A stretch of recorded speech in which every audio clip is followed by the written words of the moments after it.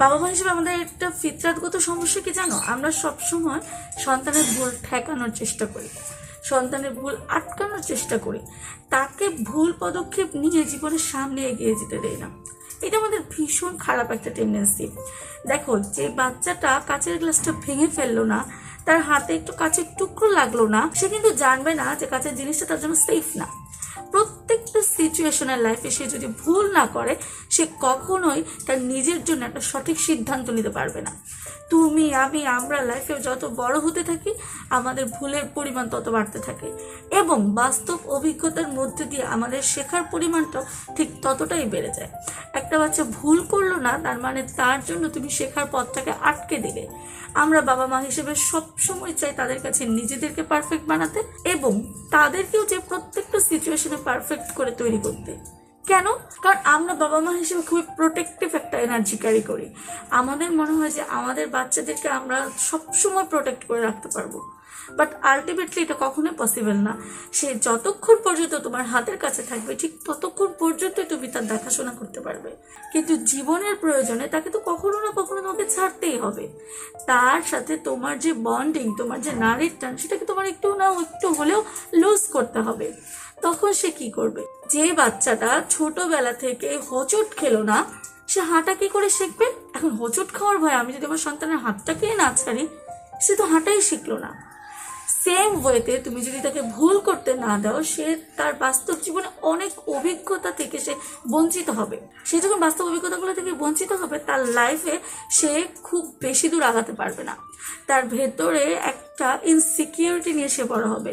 তার মাথায় অলওয়েজ একটা কথাই ঘুরপাক খাবে, আমি কি পারবো, আমার দ্বারা কি হবে। সে নিজের ভেতরে না কনফিউজ থাকবে। এই কনফিউশন দূর করার জন্যই তাকে ভুল করতে দিতে হবে। সে যতবার ভুল করবে, সে ততবার শিখবে। এই জন্য বাবা মা হিসেবে আমাদের একটু সচেতনতার দরকার। দেখো, ভুলের মাধ্যমে একটা বাচ্চার সৃজনশীলতা বৃদ্ধি পায়, ভুলের মাধ্যমে একটা বাচ্চার দক্ষতা বৃদ্ধি পায়, ভুলের মাধ্যমে একটা বাচ্চার বাস্তব অভিজ্ঞতা বৃদ্ধি হয়, এবং ভুল করার মাধ্যমে বাচ্চাদের মধ্যে সচেতনতা বৃদ্ধি হয়। যে বাচ্চাটা একবার ভুল করে দেখলো যে এই রাস্তায় গেলে তার জন্য বিপদ আছে, সে দ্বিতীয়বার সেই রাস্তাটাতে পা দিতে চেষ্টা করবে না। কিন্তু ভুল করতে দেবো বলেই যে আমরা সবসময় বাচ্চাদেরকে ছেড়ে দিয়ে বসে থাকবো, এমনটা না। তুমি ভুল করতে দেওয়া মানে তুমি তার পেছনে ব্যাকআপ হিসেবে থেকে যাও। তাকে সবসময় মনিটরে রাখো, সে কোথায় যাচ্ছে, কি করছে, কার সাথে মিশছে, প্রত্যেকটি পদক্ষেপ তোমার নখদর্পণে থাকা উচিত। তবে অবশ্যই তার জীবনের সমস্যাগুলো তাকে সলভ করতে দেওয়া উচিত। সে যখন দেখবে একটা ভুল করার পর নতুন করে আবার পথ সৃষ্টি হচ্ছে, তাকে নিয়ে কেউ সমালোচনা করছে না, তখন তার ভিতরে একটা কনফিডেন্স গ্রো করবে। সে ভাববে, না, একটা ভুল করা মানেই জীবনটা শেষ হয়ে যাওয়া নয়। আমাদের এখনকার জেনারেশন এত পরিমাণ অস্থির, তারা মনে করে একটা রিলেশনশিপ যদি ব্যর্থ হয় তার মানে তাদের জীবন শেষ। তারা মনে করে ক্যারিয়ারের একটা স্টেজে যদি তারা না উঠতে পারে তাহলে তার জীবন শেষ। তারা ভাবে একটা ভালো রেজাল্ট যদি সে না করে তাহলে তার জীবন শেষ। এই যে একটা অসুস্থ মানসিকতা, এইটা আমাদের বাবা মায়ের থেকে তৈরি করা। আমরা বাবা মা হিসেবে তাদেরকে এইটা বোঝাতে পারিনি যে একটা রেজাল্ট, একটা ক্যারিয়ারিস্টিক পদক্ষেপ কিংবা একটা সম্পর্ক তোমার গোটা জীবনটাকে ধরে রাখতে পারে না। একটা কোনো স্পেসিফিক কোনো কারণে তোমার লাইফটা পুরো শেষ হয়ে যেতে পারে না। এই জিনিসটা আমরা যতদিন না পর্যন্ত আমাদের সন্তানের ভেতরে ডেভেলপ করতে পারবো, ঠিক ততদিন পর্যন্ত এই জেনারেশনের মেন্টালিটি চেঞ্জ হবে না। তারা ঠুনকো কারণে সুইসাইড করবে, তারা যে কোনো কারণে একটা হার্মফুল ডিসিশন নেবে।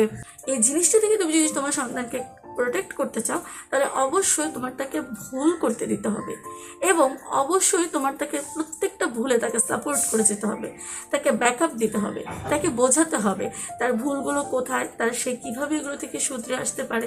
এবং এই ভুলই যে তার জীবনের লক্ষ্য নির্ধারণ করবে না, এই ভুলই যে তার জীবনটাকে শেষ করে দেবে না, এইটাও তাকে পাই টু পাই বুঝিয়ে দিতে হবে।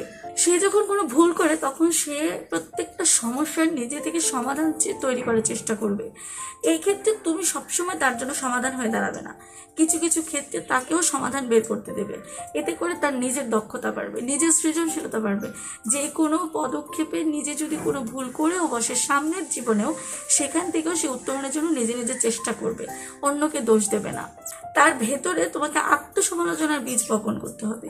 এই যে কাজটা তুমি করেছো, এই কাজটাকে তুমি ঠিক করেছো? এই কোশ্চেনটার সাথে ছোটবেলা থেকে তোমার তাকে অ্যাডপ্ট করে নিতে হবে। কারণ তুমি যদি তাকে এভাবে তৈরি করতে পারো, দেখবে পরবর্তী জীবনে সে যে কোনো সিদ্ধান্ত নিলে যদি সেটাতে সে ব্যর্থও হয়ে যায়, সে নিজেকে এই প্রশ্নটা করবে, আমি কি কাজটা ঠিক করেছি? যখন তার উত্তরটা না আসবে, তখন সে সেটা নিয়ে নিজের ভেতরে অনুশোচনা করবে। এর ফলে তার সামনের দিনগুলোতে সে আরো বেটার পদক্ষেপ নিতে আগ্রহী হবে। তবে ভুল করতে দাও, ভুলের মধ্য দিয়ে বাচ্চাকে শেখাও, কিন্তু একটা জিনিস অবশ্যই খেয়াল রাখবে, সে যেন তোমার কাছে সত্য গোপন না করে, সে যেন তোমার কাছে ভুলকে গোপন না করে। ভুলকে গোপন করতে করতে কিন্তু একসময় অপরাধের জন্ম হয়ে যায়।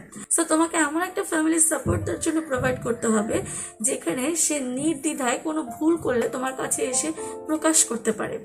তাকে গালমন্দ, তাকে বকাঝকা কিংবা তাকে ক্রিটিসাইজ করা যাবে না। তাকে সবসময় এইটা ধরিয়ে দিতে হবে, তোমার যেহেতু একটা ভুল হয়েই গিয়েছে, সামনের দিনগুলোতে তুমি আবার নতুন করে চেষ্টা করো। সামনের দিনগুলোতে এই ভুলগুলো থেকে তুমি উত্তরণের চেষ্টা করো। সামনের দিনগুলোতে এই ভুলের তুমি রিপিটেশন করো না। এতটুকু পজিটিভ ভাইব তুমি যদি তোমার বাচ্চার ভেতরে সঞ্চারিত করতে পারো, দেখবে তোমার সন্তান পরবর্তী জীবনে একজন দক্ষ, একজন সৃজনশীল এবং একজন সুনাগরিক হিসেবে পৃথিবীর জন্য তৈরি হয়ে যাবে।